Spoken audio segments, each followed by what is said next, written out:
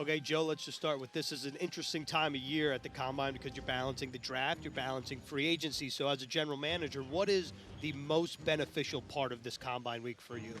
Yeah, I think coming in and just when we talk about our process through the offseason, this is a big part of the process. And it's really our first time to get in front of some of these junior draft prospects that weren't able to go to any All-Star games in January. So get in front of them for the first time, get to know them a little bit, just a little brief snapshot meeting with them, and then also get with agents. Just have conversations with them, see what's going on with what their thinking is. But it is an important part of our process for the offseason. Everybody's going to ask you about the quarterback position. Where do you feel like you are at the quarterback position in terms of homework and whatnot? Yeah, well, obviously we had Derek Carr come in about a week and a half ago. We're going to be exploring several veteran options at the quarterback position, and having Derek come in a week and a half, it was a great visit. It was a great time to spend with him, to sit down with him. Just a ultra intelligent, authentic person.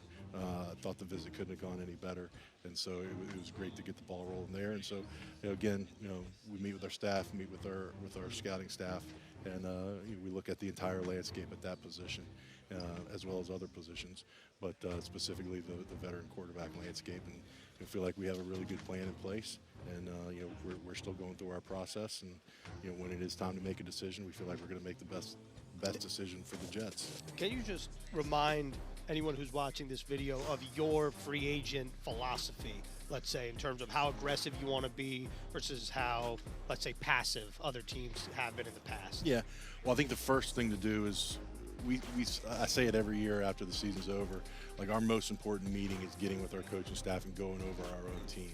And we go through our depth chart with a fine-tooth comb, and we talk about the guys that are on the team for the next year. We talk about the guys that are on expiring deals.